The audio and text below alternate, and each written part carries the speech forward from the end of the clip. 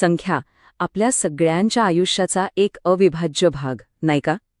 पण कधी विचार केलाय की आपण जे 1, 2, 3 मोजतो त्याच्या पलीकडे संख्यांचे केवढं मोठं विश्व आहे?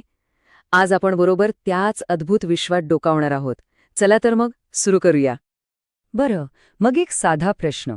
आपण रोज ज्या संख्या वापरतो त्यांचे किती प्रकार असतील? कदाचित वाटेल की काय 2-4 असतील. पण थांबा, उत्तर आपल्या कल्पनेच्या खूप पलीकडचं आणि इंटरेस्टिंग आहे. तर मग ह्या जगात शिरण्याआधी एकदम मुळापासून सुरुवात करूया. म्हणजे संख्या म्हणजे नेमकं काय?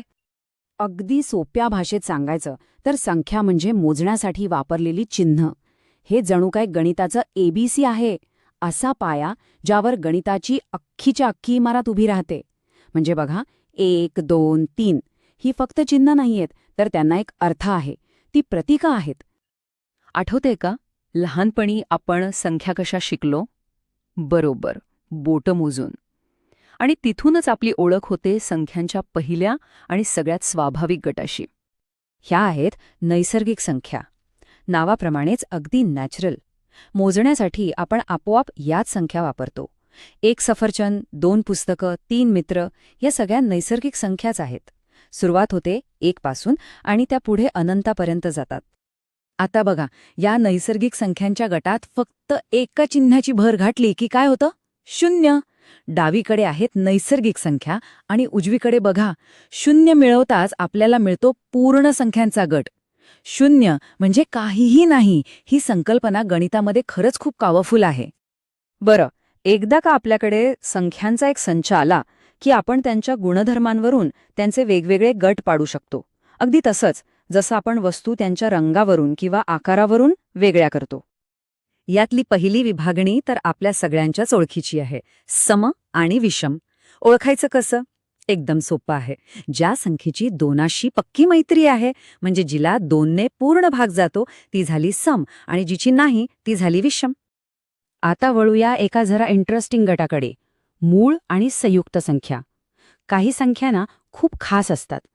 त्यांना फक्त 1 आणि ती संख्या स्वतः याशिवाय कोणीच भागवू शकत नाही.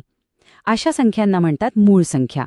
आणि बाकीच्या, ज्यांचे 2 पेक्षा जास्त मित्र म्हणजे विभाजक आहेत, त्या झाल्या संयुक्त संख्या. आणि इथे एक खूपच रंजक गोष्ट आहे. बघा, 2 ही एकमेव समसंख्या आहे जी मूळ संख्या सुद्धा आहे.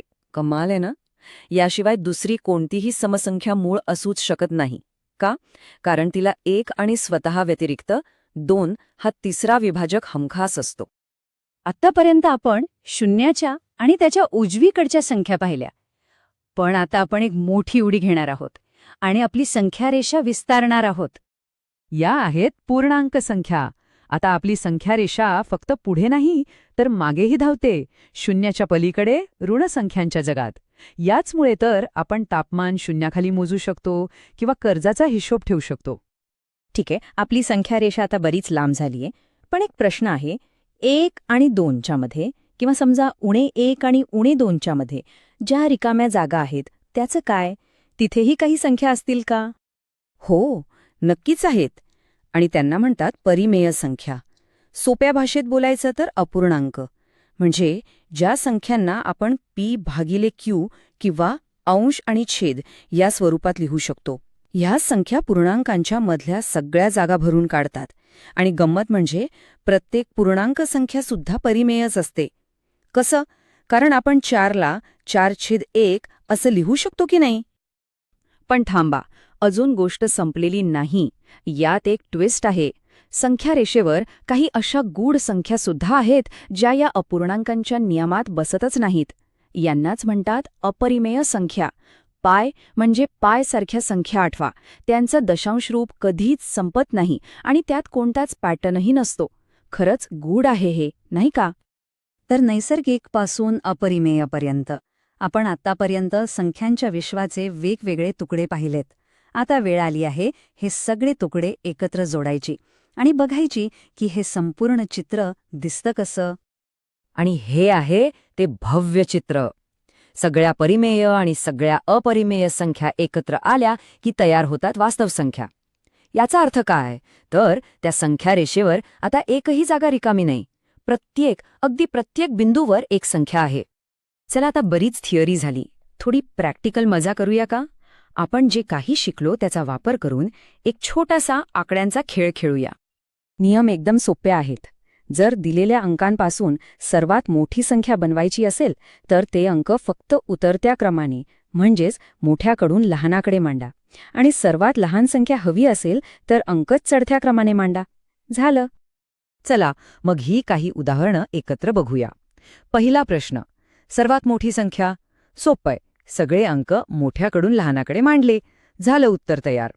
दुसरा प्रश्न, 2 ने भाग न जाणाऱ्या संख्या म्हणजेच काय, तर विषम संख्या शोधायच्या आहेत, तर यादीत 2 संख्या आहेत. आणि तिसरं उदाहरण, 14,769. ही संयुक्त संख्या आहे, कारण हिला 1 आणि स्वतः ती संख्या याशिवायही इतर विभाजक आहेत. तर नैसर्गिक संख्यांपासून सुरू झालेला आपला प्रवास वास्तव संख्यांपर्यंत येऊन पोहोचला. किती मोठा प्रवास होता हा. पण गणित इथेच थांबत नाही. जरा विचार करा, या वास्तव संख्यांच्याही पलीकडे संख्यांचे एखादं विश्व असू शकेल का?